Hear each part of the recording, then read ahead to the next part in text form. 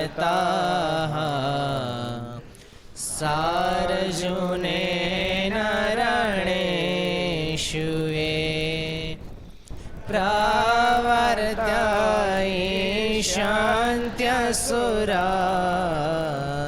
સ્તેત્વધર્મં યદાક્ષિતો ધર્મદેવ તદા ભક્તા અહં નારાયણો મુનિ જાનિષે કૌશલે દેશે ભૂમોહિ સમગો દ્વિજ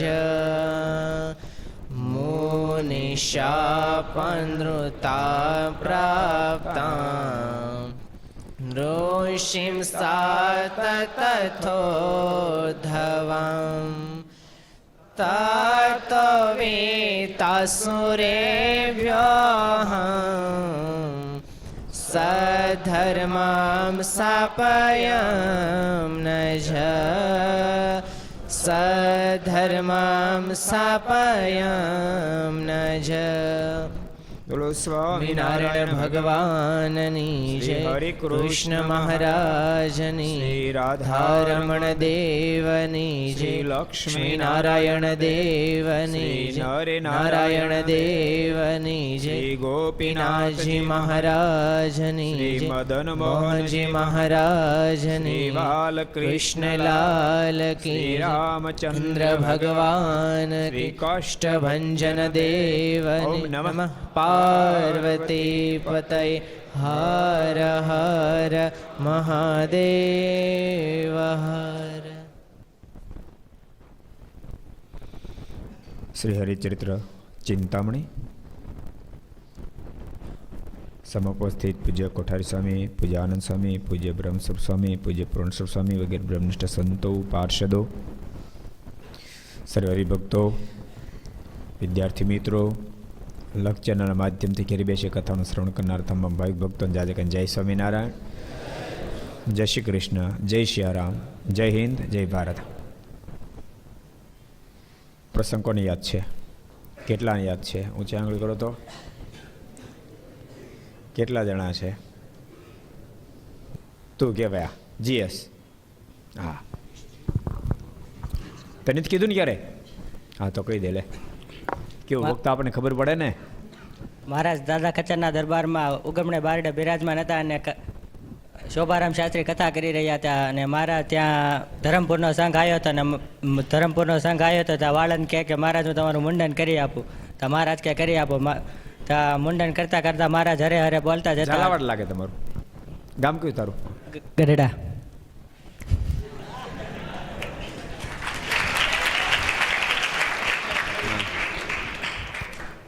મહારાજ મુંડન કરતા કરતા મહારાજ હરે હરે બોલતા હતા અને ત્યાં ધરમપુરના ભાવરાજને સંકલ્પ થયો કે આવા તો કાંઈ ભગવાન હોતા હશે. ત્યાર પછી મુંડન થઈ રહ્યું અને મહારાજ એક માથા ઉપર વાળ ચોંટ્યા હતા અને મુકુંદ બ્રહ્મચારી આવ્યા કે મહારાજ કે થાળ તૈયાર થઈ ચૂક્યો છે. મહારાજ કે લઈ આવો કે મહારાજ ત્યાં નાયા વગર પાછા થાળ જમવા મળ્યા હતા. ભાવરાજનો પરિવાર સંકલ્પ થયો કે આવા તો કાંઈ ભગવાન હોતા છે એમ. પરિવારમાં ત્યારબાદ મહારાજે તેને સમાધિ કરાવી અને બદ્રિકાશ્રમમાં મોકલ્યો. ત્યાં બદ્રિકાશ્રમના મુક્તો અને ત્યાં નરનારાયણ દેવ બધા ભગવાનની આરતી અને સ્તુતિ કરી રહ્યા હતા. ત્યાં સ્તુતિ કરતા હતા. ત્યાં તેને કીધું કે આ સર્વોપરી ભગવાન છે એમ. ત્યારથી સમાધિમાંથી પાછા આવ્યા હતા કે આવું તો કે મને દેખાય કે એમ. ત્યારબાદ એવી રીતે ભગવાને તેને ફરીદાન શ્વેતદ્વીપમાં અને વૈકુંઠ અને ગૌલોકમાં મોકલ્યા હતા. ગૌલોકમાં એવી રીતે ત્યાં મોકલ્યા હતા. ગૌલોકના મુક્તો કે આ હે ભાવરાવ કે આ ક્યાં ગોથા ખાસ કે આ સર્વોપરી ભગવાન છે એમ.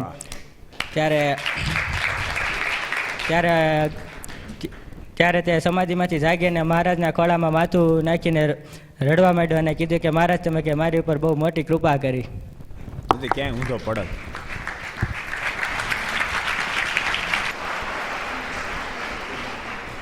હવે આ પ્રસંગ કેટલા વિદ્યાર્થીને આવડ્યો? યાદ કરો તો કેટલાને હવે આવડે? આ ચરિત્ર કેટલાને આવડ્યું? યાદ રહ્યું? એટલે ઊંચો વાત કરો ને યાદ હોય. અમુક શરમ ના મારે એમને ઊંચો વાત નથી કરતા. બોલો. હા લગભગ બધાને યાદ રહી ગયું. ભલે ભલે મૂકી દો, લ્યો હવે કોઈ નથી પૂછવું. અદ્ભુત ચરિત્ર હતું. આપણે વારવાર કહીએ છીએ કે ભગવાન જ્યારે માનુષિક ચરિત્ર કરે ત્યારે દિવ્ય ભાવ રહેવો એ બહુ જ કઠણ છે. તમને એક વાત કહું, આ કથા વાર્તા સત્સંગ કરવાનો મુખ્ય હેતુ કોઈ પણ સંજોગમાં પરમાત્મા પ્રત્યે મનુષ્ય ભાવ ન પઠાય, એ જ કથાનો આખો હેતુ છે. બહુ કઠણ કામ છે, સમજણ, બહુ જ કઠણ કામ છે.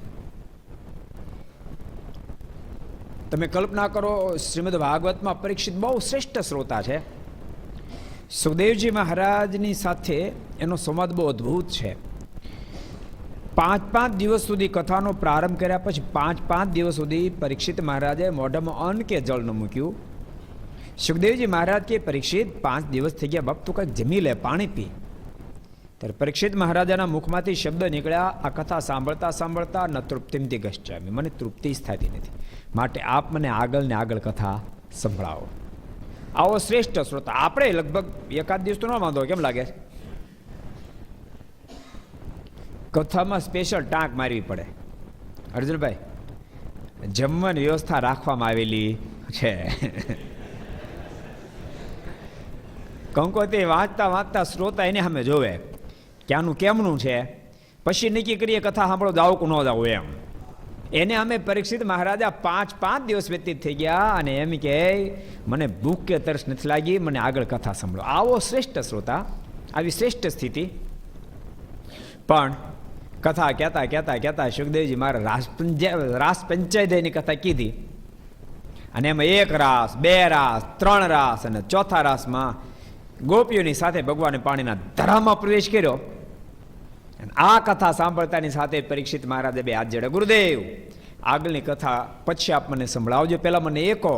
સકથમ ધર્મ સેતુના વક્તા કરતા રક્ષિતા પ્રીતિય માચરદ બ્રહ્મન પરદારાભિમર્શનમ. પેલા આપ મને એ કહો, ધર્મના સ્થાપન માટે પરમાત્માનું આ ધરતી પર અવતરણ હોય, એને આવો અધર્મ કેમ આદર્યો, પરદારા સાથે આવો વ્યવહાર કેમ કર્યો? બોલો, પરીક્ષિત જેવો નતર. તમે કલ્પના તો કરો, પરીક્ષિત એટલે અર્જુનના પૌત્ર. અર્જુનના પૌત્ર એટલે ભગવાન નરના પૌત્ર. અર્જુન એટલે ભગવાન નરનો અવતાર.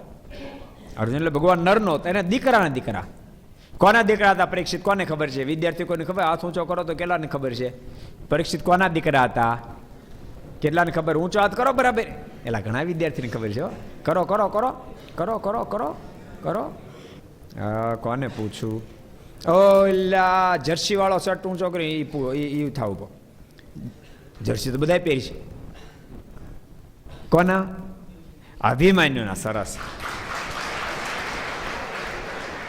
પરીક્ષિતની માનું નામ કોને આવડે છે? પરીક્ષિતની માનું નામ કોને આવડે છે? કેટલાને આવડે છે? ઓલા પાછળ વિદ્યાર્થી. હા થાવ ઉભો. સાબાશ. ઉતરા.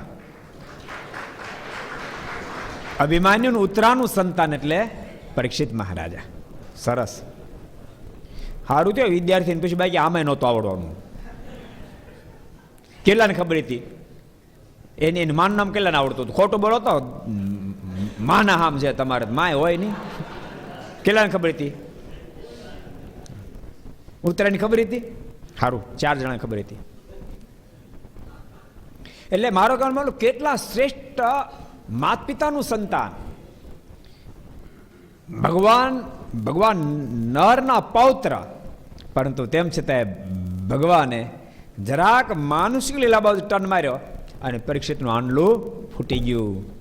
આપ મને આગળની કથા પછી સંભળાવજો, પેલા ઈકો આ ધર્મ કેમ આદર્યો. સુખદેવજી મારે રડી પડ્યા. પરીક્ષિત તે તો ગજબ કરી નાખી. મેં તને વારંવાર સાવધાન કર્યો તો કથા સંભળાવતા પહેલા, હું તને હવે જે કથા સંભળાવું છું આમાં તું સંશય કરીશ નહીં, આમાં કામ નથી, આ માત્ર પ્રેમ છે. અહીંયા નારી કે નર એવો વિભાગ નથી. આ તો બધે બ્રહ્મની મૂર્તિ છે ને પરબ્રહ્મની સાથેની અદ્ભુત લીલા છે. પણ તેમ છતાં પરીક્ષિત તે બહુ મોટી ભૂલ કરી. પરીક્ષિતે રડી પડ્યા, ગુરુદેવ પણ મારો સંશય ટળો. પછી સુખદેવજી મહારાજ બહુ વિસ્તારથી બધી વાતો કરી કે ભગવાન સ્વયં દિવ્ય છે. એવા દિવ્ય ભગવાન છે એનો જેને જેને ટચ થાય, ભગવાનને પારસમણ જેવા ન કહેવાય. કારણ કે પારસમણીને લોઢું ટચ થાય ને તો લોઢું સોનું થઈ જાય, પણ પારસમણ ન થાય. જ્યારે ભગવાનનો ટચ થાય ને તો ભગવાન દિવ્ય છે એમ જીવાત્મા પણ દિવ્ય થઈ જાય. માટે પારસમણથી પણ શ્રેષ્ઠ જેને ઉપમા આપી શકાય એવા પરમાત્માના સંબંધથી ગોપીઓ તમામ દિવ્ય બની ચૂકી હતી. ત્યાં કામ નહોતો, માત્ર પ્રેમ હતો. અને પરીક્ષિતનો સંશય ટળ્યો. એટલે ભગવાનના માનસિક ચરિત્રમાં સંશય ન થાય બહુ જ વેરી હાર્ડ કામ છે, અતિ ગહન કામ છે. ભગવાનની પ્રત્યેક લીલા દિવ્ય સમજવી એ બહુ કઠણ કામ છે. અને પ્રત્યેક લીલાને દિવ્ય સમજવી હોય તેને સત્સંગ, કથા, વાર્તા સાંભળવી પડે ને સાંભળવી જ પડે. એ વિના કોઈ દી સંશય ટળે નહીં. માં ભવાની ને પ્રભુ રાઘવ પ્રત્યે સંશય થયો, ટળ્યો ક્યારે ખબર તમને? ફરીવાર હિમાલયન ઘેરે જન્મા અને ભગવાન એટલે કૈલાસપતિની સાથે લગ્ન થયા. આ વાતને પણ વર્ષો વીતી ગયા. એક દાડો કૈલાસપતિ ખૂબ રાજી હોય અને ભવાની એને પગે લાગવા માટે ગયા. ત્યારે કીધું, દેવી આજ હું બહુ રાજી છું, તમારે કાંઈક મને પૂછો, તમે જે માગો એ આપીશ. અને એ વખતે ભવાની હાથ જોડીને કીધું, કૃપાનાથ, દશરથ નંદન રામ એ ખરેખર ભગવાન છે, બોલો. જેને હાટો આખો જન્મ લેવો પડ્યો બીજો, તો કે દશરથ નંદન રામ ખરેખર ભગવાન છે. અને દશરથ નંદન રામ કોણ છે એ વાત સમજાવવા માટે આખી રામાયણ સંભળાવી. અને આખી રામાયણની કથા જ્યારે સાંભળીને ત્યારે ભગવાનને હાથ જોડી કીધું, મારો સંશય ટળ્યો અને દશરથ નંદન રામ સ્વયં પરમેશ્વર છે. અમુક હું કથો વારે અરે ભલામણા કથા વિના જન્મનો થાક ન ઉતરે. જન્મનો થાક ઉતારનાર આ દુનિયામાં કોઈ હોય તો ભગવાનની કથા જ હોય. કથાથી જન્મનો થાક ઉતરી જાય. ભગવાનના સ્વપ્નો દ્રઢ નિશ્ચય થઈ જાય. બહુ મોટી વાત છે. એટલે અહીંયા ભાવરાવને ભગવાનના સ્વપ્ન નિશ્ચયમાં કચાશ દેખાણી. અને હજારો જીવાત્માને પોતાનો સ્વપ્ન નિશ્ચય કરવા માટે મહારાજ કથા ચાલુ રાખી. બોલો, કથા સાંભળતા હરે હરે કરે, વતું કરાવતા હરે હરે કરે, જમતા હરે હરે કરે. એટલે કથા આગળ આકો. યાદ રાખજો, આપણું કેવું હોય ખબર? કથા બેઠા તો મન બીજે હોય. કેવું હોય? બેઠા હોય કથા પણ મન બીજા આટા મારતો હોય. જ્યારે મહારાજ બીજું કાર્ય ક્રિયા કરતા હોય પણ એનું મન કથામાં હોય. તમે કેટલા શ્રેષ્ઠ ભક્ત છો એના માટે તમને કથામાં કેટલી પ્રીતિ છે એની સાથે સંબંધ છે. ભગવાન સાથે પ્રેમની નિશાની પણ મહારાજ એ જ બતાવી. મહારાજ કહે કે જેને અમારી સાથે પ્રીતિઓનું લક્ષણ કેવું તો કે માર્ગે ચાલીને થાકી ગયો હોય, વ્યવહારે કરીને અવરાઈ ગયો હોય, દેહ કરીને માંદો થયો હોય, પણ કથા વાર્તાનો પ્રસંગ નીકળે તો જાણે એ હાલ્યો જ નથી, જાણે માંદો થયો જ નથી, જાણે વ્યવહાર અડ્યો જ નથી. એવો કથા કહેવા સાંભળવા માટે તત્પર થઈ જાય. કોઈને એમ અટકળ માનવી આને ભગવાનમાં પ્રીતિ છે. કેટલા વચરામું છે? કોણ કહે છે કેટલા વચરામું છે? કોણ કહે છે કેટલા વચરામું છે? વિદ્યાર્થીને કોઈને કેવું છે? કોઈને કેવું છે? પાર્ષદોનું 100% રિઝલ્ટ. એક લઈ ગયા લાગે શ્રુતિ, બાકી રહી ગયા 1-2 પોઈન્ટ તો ઓછા હોવા જોઈએ. પેલા પણ દુનિયામાં કોઈને 100% રિઝલ્ટ આવ્યું છે ક્યાંય હાલી મળ્યા તે 99.98% છે. 99.98 પોઈન્ટ એટલું રિઝલ્ટ છે પાર્ષદોમાં. સંતોમાં હું આંગળી કરો, સંતોમાં 95% છે અને હરિભક્તોમાં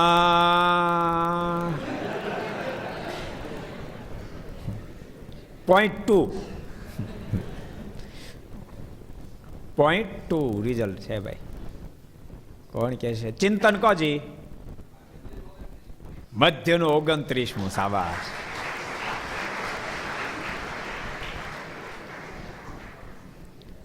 મધ્યનું 29મું વચનામું છે. એટલે પ્રીતિનું લક્ષણ છે.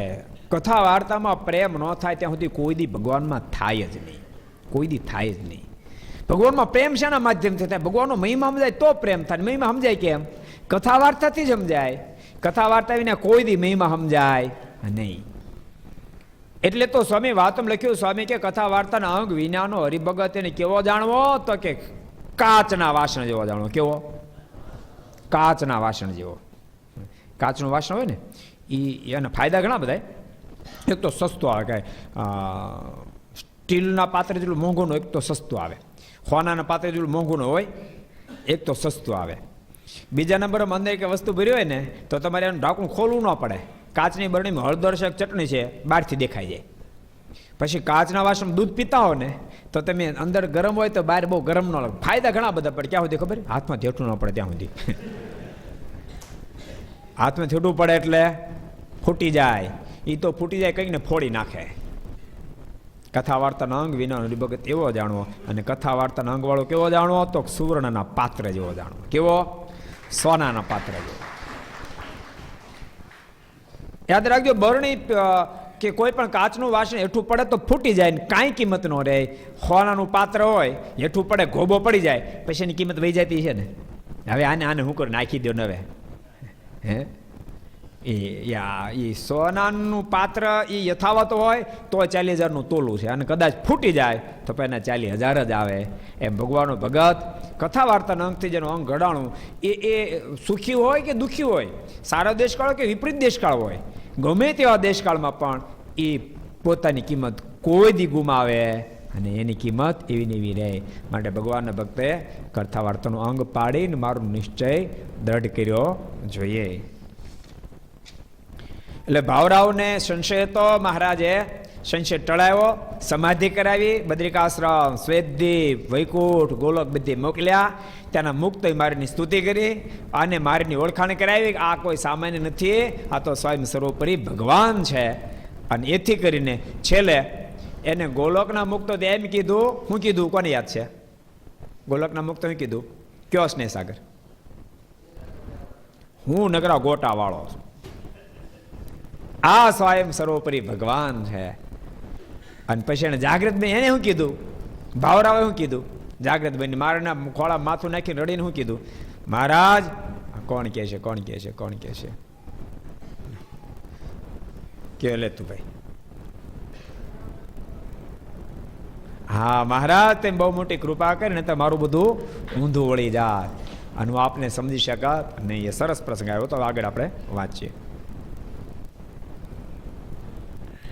એક સમય મહારાજ આથમણા બારના ઓરડાની ઓસરી બિરાજમાન હતા ને આગળ સાધુ હરિજન સભા ભરીને સાધુ હરિજનની સભા ભરીને બેઠી હતી. ત્યાં કોઈકે કહ્યું, સુરતથી સદગુરુ આવે છે. મહારાજ આથમણા બારના ઓરડાની ઓસરીએ બિરાજમાન હતા, સભા ભરીને બેઠી. તે કોઈકે આવીને કીધું, મહારાજ સુરતથી સદગુરુ આવે છે. ત્યારે મહારાજ કે ચાલો સામા જઈએ. મહારાજ કે હો, મોટા મોટા સંતો આવે છે તો ચાલો આપણે સામા જઈએ. મહારાજ સંતો જ્યારે પધારતા સામે જ હતા. એમ એમાંય ગોપાળન સ્વામીનો પ્રસંગ તો બહુ અદ્ભુત છે. મહારાજને સ્વામી સાથે અતિશય સ્નેહ. એક દાડો કાર્યાણી બિરાજતા, પ્રસંગ ખબર છે ને? કાર્યાણી મહારાજ બિરાજતા હતા, વારવાર પૂછે, ગોપાળન સ્વામી આવ્યા?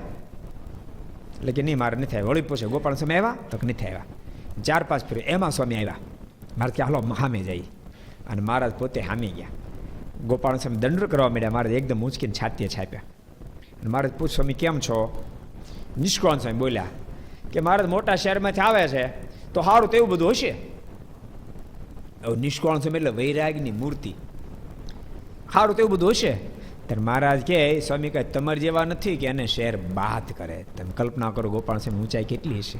તમે કલ્પના કરો ગોપાળાન સ્વામી, નિષ્કોણ સ્વામી મહારાજ એમ કે તમારે જેવા નથી. નિષ્કાળ સ્વામી સાક્ષાત વૈરાગી મૂર્તિ. એના માટે એમ કે તમારી જેવા નથી તો ગોપાલ સ્વામી ઊંચાઈ કેટલી છે. અને યાદ રાખજો, આ ધરતી પર મહારાજ તો પધાર્યા, બહુ દયા કરીને પધાર્યા, પણ 2 સદગુરુ જો સાથે ન આવ્યા હોત, 2 સદગુરુ, એક સદગુરુ ગોપાળન સ્વામી, બીજા સદગુરુ ગુણાતીતાન સ્વામી, આ 2 સદગુરુ જો સાથે ન આવ્યા હોત, 2 સદગુરુ મારા સાથે આવ્યા કરતા ન લાવ્યા હોત, એ શબ્દ વધારે સારો લાગશે. 2 સદગુરુને મારા સાથે ન લાવ્યા હોત તો કદાચ મારને સમજવામાં આપણે થાપ ખાઈ જાય. મારને જેમ છે એમ કોઈ ઓળખાવે તો 2 મહાન સદગુરુએ ઓળખાવ્યા. એવા મોટા સદગુરુઓ, ભગવાન જેવી સામર્થ્ય રાવનારા સદગુરુએ માર્ગ ઓળખાવ્યા. યાદ રાખજો, ઉપાસના ઓળખાવીથી મોટી કોઈ શ્રેષ્ઠ વાત નથી ને ઉપાસના સમજવીથી કોઈ મોટી વાત નથી. મારની હજારો પ્રકારની સેવા હશે, પણ એમાંથી કોઈ ભગવાનની ઉપાસના ઓળખાવે એના પર ભગવાન અઢળક રાજી થઈ જાય. એટલી મોટી મહત્તા ઉપાસના સમજાવવામાં છે. 2 સદગુરુએ સમજાવી. સ્વામીને પ્રાર્થના આપણે બધાએ કરીએ કે સ્વામી તમારી સમકક્ષ તો અમે ન બની શકીએ, પણ એમાંથી લગારેક રિલાયન્સવાળા હોય, રિલાયન્સનો મુકેશ અંબાણી બધું તો આપણને ન આપી દે, પણ 1% ભાગ આપે કેમ થાય?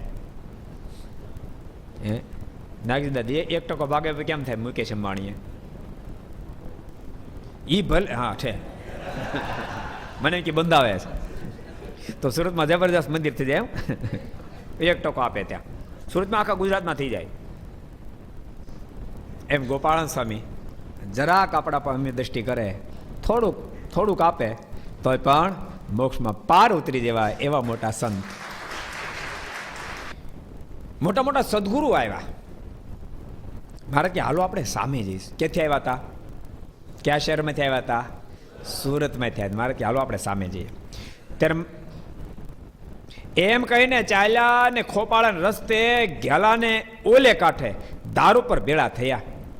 મારા સંતો સાથે ચાલ્યા અને ખોપાળાને માર્ગે ગયા. ઘેલાને સામે કાંઠે દારૂ પર સંતો ભેળા થયા. ત્યારે સદગુરુ અને સાધુ સરે મારીને દંડવત કરવા માંડ્યા. એટલે મારા સામા દંડવત કરવા ગયા. ઓહો, કેવો મહારાજ મીમા! સદગુરુ તો દંડવત કરે, પણ મહારાજ હામા દંડવત કરવા માટે ગયા. ભક્તો, સ્વામિનારાયણ સંપ્રદાય નહીં, હિન્દુ ધર્મ માત્રમાં સંતનો બહુ જ મોટો મહિમા છે. અને મહારાજ તો એમ કે ભગવાન અને ભગવાનના સંત એનો મહાત્મ્ય છે નિશ્ચય હોય, એનાથી શું ન થાય. મારના શબ્દ એનાથી શું ન થાય, માને એનાથી બધું શક્ય બની જાય. મારના શબ્દો છે, જેને ભગવાનને ભગવાનના સંતનો મહાત્મ્ય છે નિશ્ચય એનાથી શું ન થાય. કેટલા વચરામો છે? કોણ કહે છે? મહાત્મ્ય છે નિશ્ચય એનાથી શું ન થાય. કોણ કહે છે?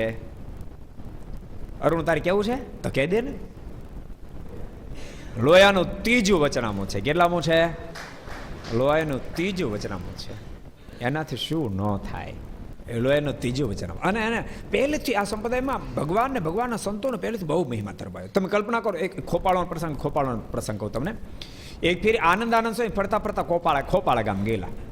અને જૂનો જમાનો આપણે સવારે કીધું હતું ને, જૂના જમાનામાં આવી વ્યવસ્થા હતી નહીં. મંદિરોમાં નાવા ધોઈને બધી વ્યવસ્થા એવી વ્યવસ્થા હતી નહીં. એટલે આનંદાનંદ સ્વામી મંદિરમાં ઉતર્યા હતા. રોંઢાનો સમય થયો. રોંઢામાં કોને ખબર? ઊંચા આંગળી કરો તો રોંઢો કોને કહેવાય? રોંઢો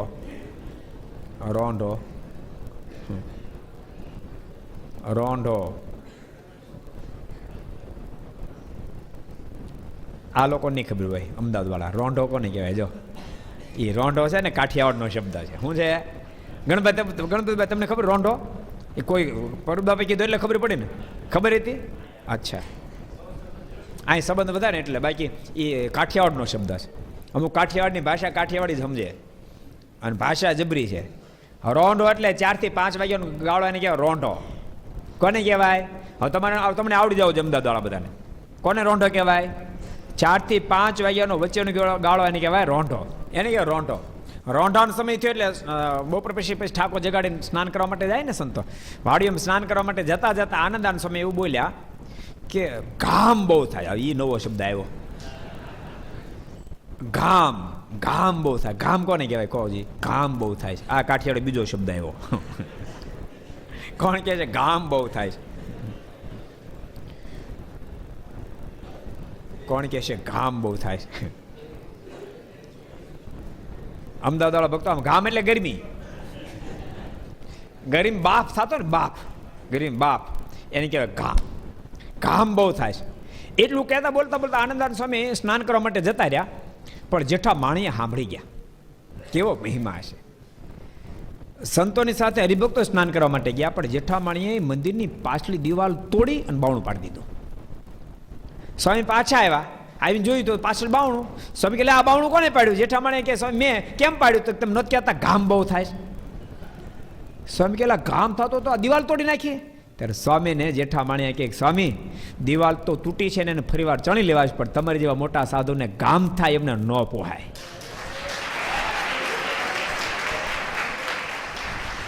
કેવો મહિમા કેવો હશે! કેવો મહિમા છે! મહિમાની સામે જયારે જોઈને ત્યારે એમ લાગે મહારાજ એકલો મહિમા જ પાયો.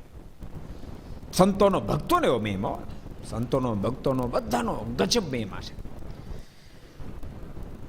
એક સરસ પ્રસંગ યાદ આવી ગયો તમને કહું. એક ફેરી મીણબાને કરિયાણા મળવા માટે લાડુબા જીવબા બધા ગયેલા. રાજબા પણ સાથે રિટર્ન આવતા હતા. એમ એ વખતે મારની આજ્ઞા એક એવી હતી કે સંતો એકલા ફરવાનું, કોઈનો સંગાથ નહીં રાખવાનો, અને ગામના કૂતરાનો અવાજ ન સંભળાય એવી જગ્યાએ રહેવાનું. એ પ્રકરણ હાલતું હતું. એમાં અખંડાનંદ સ્વામી એ ગામડા ફરતા છે, એમાં પેટ બેહણું થઈ ગયું, બીમાર થયા સ્વામી એકલા. તો ઘેલાને એક કાંઠે પછી શરીરની શુદ્ધિનો સ્વામી પડી ગયા હતા અને ઉહકારા બોલાવતા હતા. આ બાજુ લાડુબા, જીવબા, રાજબા બધે વેલું નીકળ્યા અને ઉહકારા સાંભળ્યા. દૂરથી ભગવું કપડું દેખાયું અને એ બાજુ અવાજ આવે એમ લાગ્યું. એટલે તરત જ ગાડા ખેડૂત કહે ગાડું ઊભું રાખતો, વેલુડું ઊભું રાખ. એ કે જોતો પણ કોઈ સંતો લાગે છે કે. અને ગાડા ખેડૂ રથ હાંકનાર વેલડું હાંકનાર ગયો અખંડાનંદ સ્વામીને પૂરું શરીરમાં શુદ્ધિ નહોતી રહી. આવીને કીધું કે અખંડાનંદ સ્વામી પડ્યા. તો કે એક કામ કરો, સ્વામીને બીજા હારે હતા કે 2 જણા કે મૂંચકી અને ગાડામાં સુવડાવી દો. તમે શું કહો? અમે હાલતા આવશું, સ્વામીને ગાડામાં સુવડાવો. અને સ્વામીને વેલડામાં સુવડાવ્યા અને 3 ચાલતા આવ્યા. પણ 2 મહિના સુધી સ્વામી બીમાર રહ્યા. એમ લખ્યું કે 2 મહિના સુધી એટલા બધા બીમાર સ્વામી થયા. જો દેહ તો દેહનો ભાવ હોય, દેહમાં દેહનો ભાવ દેખાય. એ ભગવાનના સંતો ભક્તોને ક્યારેક માઇક એટલે આપણે સમજી બેસીએ, એનો દેહનો ભાવ આપણને દેખાય. ઓલો પ્રસંગ તમે સાંભળ્યો છે ભાઈ રામદાસજીનો.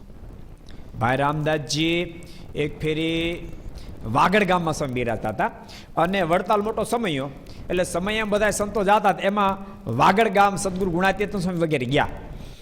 તો એમાં ભાઈ રામદાસજી બીમાર થઈ ગયા. એ સાથે જ હતા, તેમ બીમાર થઈ ગયા. એટલા બધા બીમાર થઈ ગયા, હાલી શકે પોઝિશન ન રહી. એટલે કે સદગુરુ ગુણાતીતાન સ્વામીએ સંતોને કીધું કે ભાઈ રામદાસજીની સેવામાં કોણ રહેશે? પણ બધાને આમ વડતાલ મોટો ઉત્સવ હતો એટલે જવાની ઈચ્છા હતી. મહારાજ બિરાજતા હતા, કોઈ હા ન પાડી. એટલે સ્વામી કહે કે કોઈ જો સ્વામીને જેવામાં રોકાયા તો એને આખા જન્મની કસર ટાળ નાખ, તોય કોઈ હા ન પાડી. સ્વામી કે 2 જન્મની કસર ટાળો, એમ વધારતા સ્વામી કે અનંત જન્મની કસર ટાળ નાખું, સ્વામીને કોઈ સેવામાં રોકાય તો. અને એ વખતે બોટાદના ધણી નવલખો શેઠ શિવલાલ શેઠે હાથ જોડ્યા. સ્વામી કે સ્વામી હું સ્વામીની સેવામાં રોકાઈ શકું? તો આ રોકાઈ શકો. તો ચિંતા છોડો, હું સ્વામીની સેવામાં રોકાય, બાકી બધા જાઓ. અને બધાને વડતાલ મોકલે, પોતે સેવામાં રોકાયા. શરીરનું કામ કરે, ક્યારે કપડાં ખરાબ થઈ જાય પોતે ધોવે. 9 લખો શેઠ, એ વખતે 9 લખનો આશ્રમ, વિદ્યાર્થી સાંભળજો, અત્યારે 9 અબજનો આશ્રમ કહેવાય. એટલી ઊંચાઈ વાળો ભગવાન સ્વામિનારાયણ એકાંતિક ભક્તરાજ. અને કેવી સ્થિતિ શિવલાલ શેઠની સ્થિતિ, એટલે જ્યારે પૂજા બેહે ને ત્યારે સ્વયં ભગવાન સ્વામિનારાયણ મૂર્તિમંત એને દર્શન આપવા માટે, એવી મોટી સ્થિતિ. અને આટલી મોટી સ્થિતિ પછી પણ મહિમા કેટલો ને. તો મહારાજે વચનામૃતમાં લખ્યું, મહારાજ કે બહુ સરસ પ્રશ્ન પૂછ્યો. મહારાજ કે ભગવાનના સંતની કૃપાથી આત્મદર્શન સુધી પહોંચી જવાય અને પછી ભગવાનને સંત ગૌણ થઈ જાય છે, એનું શું કારણ છે? કેટલા વચનામૃતનો પ્રશ્ન છે? કોઈ ગુજશે? કેટલા વચનામૃત છે? કોણ કહેશે? કયો વેદાંત? મધ્યના 66માં વચનામૃત મહારાજે વાત કરી છે. બહુ કઠણ કામ છે. માણસ થોડીક સ્થિતિ આવે ને એટલે માણસ તરત ગબડી જાય. બહુ મોટું કઠણ કામ છે. કેટલી મોટી સ્થિતિ! મહારાજ મૂર્તિમંત દર્શન આપે, મૂર્તિમાંથી પ્રગટ થાય, આટલી ઊંચી સ્થિતિ. અને એમ કહે કે હું સ્વામીની સેવામાં રહીશ. સેવામાં આટલું જ નહીં, સ્વામીને કપડાં ગંદા થયા તો ધોવે પોતે. યાદ રાખજો, આ કપડાં ગંદા થયા સાંભળે ને, ઓહો કપડાં ગંદા થઈ જાય. હવે સ્વામીની સ્થિતિ જોયું. એક દાડો શિવલાલ સ્વામીની સેવામાં હતા, એટલે સ્વામી કહે શિવલાલ તારા પર રાજી બહુ થયો. કે તો સ્વામી તો તમારું કામ થઈ ગયું ને. સ્વામી કહે શિવલાલ માગ, હું તારા પર રાજી છું, તું જે માગી આપી દઉં. એક બાજુ કપડાં ખરાબ થઈ જાય, યાદ રાખજો. બીજી બાજુ એમ કે શિવલાલ માગ્યા, તું જે માગી આપી દઉં. શિવલાલ શેઠે હાથ જોડ્યા છે, મારે કાંઈ ન જોઈએ, આપ રાજી થયા. બધું કીધું ના કાંઈક માગ. અને અતિ જ્યારે આગ્રહ કર્યો ત્યારે ભાઈ શિવલાલ કે જેમ તેમ એ કે સ્વામી હું માગું પણ પછી આપશો ને કે.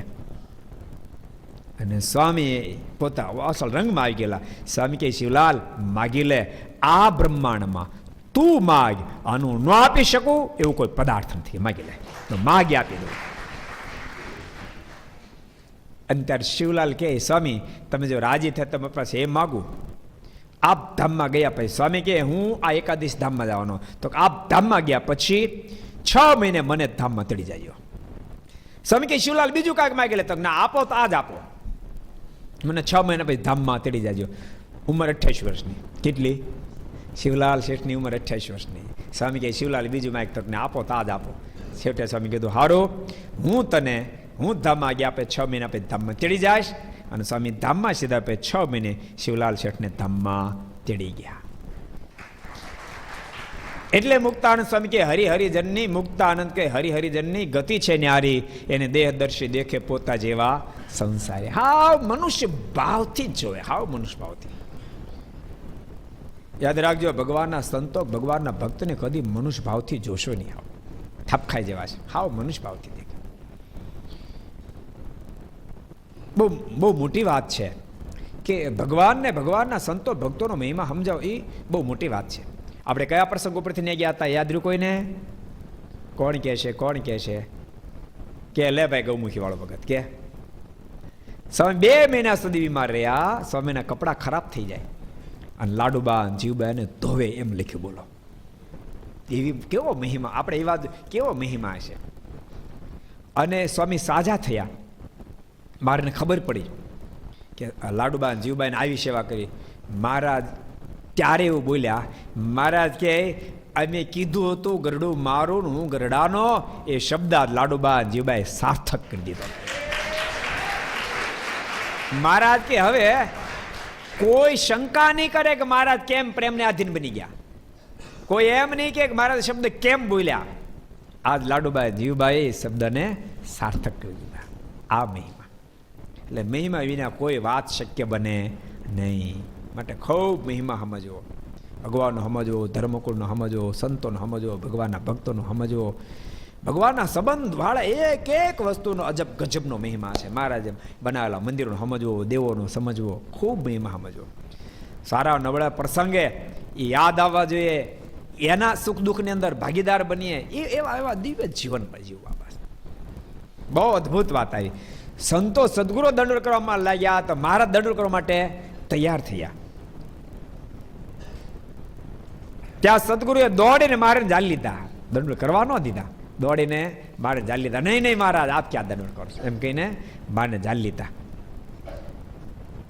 પછી મારા સર્વેને બથમાં લઈને મળ્યા ને પછી ચાલ્યા. મહારાજ એક એક સંતને બથમાં લઈને ભેટ્યા. બધાના થાક મહારાજે ઉતરાવી દીધા. તે નીલકંઠ મહાદેવની ડેરી આવ્યા ને ત્યાં ડેરી આગળ સાધુએ ધાબળીઓ પાથરી આપી, તે ઉપર મહારાજ બેઠા. આ ડેરી કોને દર્શન કર્યા છે? કેટલાના દર્શન થયા ડેરીના? હું ચાત કરો તો ડેરી જોઈ છે કેટલાય? દર્શનની પછી વાત. આ ડેરીને કેટલાય જોઈ છે? એટલાય જોઈ છે બધા, પણ ખબર નથી. જો બતાવું, દર્શન કરાવી દઉં? બોલો તો ખરા. જો ઘેલા ઉપર ગરડાની નજીક એક જ બ્રિજ છે, 2 બ્રિજ નથી. બરાબર છે? એ અહીંથી ગઢપુર બાજુથી ખોપાળા સાઈડ જવું હોય ને બ્રિજ તમે ઉતરો એટલે જમણા હાથ ઉપર જે ડેરું છે એ જ આ નીલકંઠ મહાદેવનું ડેરું, મહારાજના સમકાલીન સમયનું. એના પહેલા આત્માનું સમય પર ત્યાં ગયેલા એ વખતનું આ ડેરું છે. મહારાજ વર્ણવે છે પણ ત્યાં આવીને બિરાજ્યા હતા. થયા દર્શન? હવે જ્યારે આ ગરડા જાઓ ત્યારે દર્શન કરી લેજો, એ બધાને ભલામણ છે. મહારાજને સંતોષ ધાબળી પાથરી, મહારાજ ધાબળી પર બેઠા. તે ઉપર મહારાજ બેઠા અને સામા સદગુરુ બેઠા. તે વખતે મહારાજ ચતુર્ભુજ રૂપે દર્શન આપ્યા. મહારાજ ધાબળી પર બેઠા અને સંતો હા બેઠા. આમને ત્યાં બધી માનુષિક લીલા જેવું દેખાતું હતું. મહારાજ હા દંડવડ કરે બધું માનુષિક લીલા, પણ માનુષિક લીલા મનુષ્ય ભાવનો પઠા જાય. નતર આ પ્રોબ્લેમ આ છે, સમજાણું? એટલા માટે જો મોટા મોટા સદગુરુ સંતોએ મનુષ્ય ભાવ લખ્યો પણ અંદર દિવ્યતા રાખી. નરાકૃતિ શતાન સ્વામી મંગળાચરણ લખ્યું, નરાકૃતિ પરમ બ્રહ્મ. ભલે મનુષ્યના જેવા દેખાય પણ મનુષ્ય નથી, પર બ્રહ્મ છે. જો એની વિશે મનુષ્ય ભાવ ન આવી જાય. નરાકૃતિ પરમ બ્રહ્મ સ્થિતો યો અક્ષરધામની.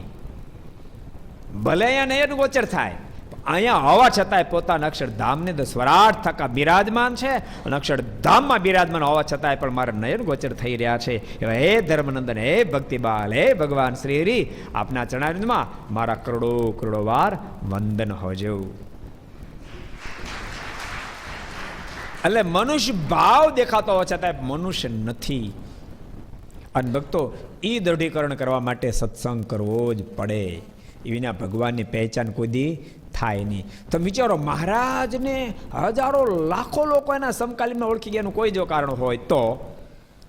જો કારણ હોય તો સત્સંગનું અવલંબન હતું, જેથી કરીને હજારો લાખો લોકો ભગવાન શ્રીને ઓળખી ગયા. નહીતર બહુ કઠણ કામ છે. કોઈ પણ વસ્તુ પહેચાન વિના પ્રેમ ક્યારેય શક્ય બનતો નથી. પહેચાનથી જ પ્રેમ શક્ય બને છે. અને એવી પહેચાન સત્સંગ વિના કોઈ દી થઈ શકતી પણ નથી. માટે ભગવાનની પહેચાન અતિ આવશ્યક છે. ગુણ પણ યાદ રાખ, ગુણ પણ સત્સંગથી જ આવે. એક સરખા બે પ્રસંગ તમને સંભળાવું. એકે સત્સંગ કર્યો છે, બીજા નથી કર્યો. એક સરખા બે પ્રસંગ. સિકંદર અને પોરસ બેનું આમને સામને યુદ્ધ થયું. જેણે ચાણક્ય સૂત્ર વાંચ્યું છે એની અંદર ભયંકર યુદ્ધનું વર્ણન છે બધું. કેટલા ચાણક્ય સૂત્ર વાંચ્યું છે? કોઈ વાંચ્યું છે ચાણક્ય સૂત્ર? એટલે એક જણ નીકળ્યા હો ચાણક્ય સૂત્ર વાંચનારા. ગુણ કીર્તન સ્વામી ચાણક્ય સૂત્ર વાંચ્યું છે. બહુ સરસ ચાણક્ય સૂત્ર છે. કેવી રીતે હિન્દુસ્તાનને ફરીવાર, કારણ કે હાવ ગુલામ બનેલા દેશને કેવી રીતે આઝાદ ચાણક્ય કર્યું એનું બધું વર્ણન છે. પોરસ અને સિકંદર. પોરસ બહુ શક્તિશાળી રાજા હતો, પણ સિકંદરના વ્યૂહમાં એ સમજી ન શક્યો અને વ્યૂહમાં અટવાઈ ગયો અને પોરસ ઘાયલ થયો. સિકંદરની પાસે હાજર કરવામાં આવ્યો. સિકંદરે પ્રશ્ન કર્યો, બાંધીને એને હાજર જ્યારે કર્યો ત્યારે સિકંદરે પોરસને પ્રશ્ન કર્યો, તારી સાથે હું વ્યવહાર કેવો કરું? તારી સાથે કેવો વ્યવહાર કરું? અને ત્યારે પોરસના મોઢામાં શબ્દ નીકળ્યો, એક રાજા બીજા રાજા સાથે વ્યવહાર કરે એવો તું મારી સાથે વ્યવહાર કરે. સિકંદરના મોઢામાં શબ્દ નીકળ્યો, શાબાશ, બીજું કાંઈક માંગ. તો એની એ જ માંગણી મેં પહેલી ફેર માગ્યું એમ બધું જ આવી ગયું. અને તરત સિકંદરે કીધું, આને તમે છૂટો કરી મૂકો અને તારું આખું રાજ હું તને પાછું તારે હવાલે કરી દઉં છું. આખું રાજ તારે હવાલે કરી દઉં છું. એવો જ પ્રસંગ મોહમ્મદ ઘોરીને પૃથ્વીરાજનો. એવો જ પ્રસંગ મોહમ્મદ ઘોરીને 16 ફેરી પૃથ્વીરાજે પકડી અને છોડી દીધો હતો. 17મી વાર ઘટના ઘટી. મોહમ્મદ ઘોરીએ એના બધા પ્રધાનો, એના સૈનિકો બધાની એક સભા કરીને પૂછ્યું કે પૃથ્વીરાજ જીતાતો નથી, એનું કારણ શું? એને કોઈ પણ ભોગે જીતવો છે. અને એ વખતે એના ગુપ્તચરોએ કીધું કે પૃથ્વીરાજ જીતો બહુ ગહન છે, તો કાંઈ રસ્તો?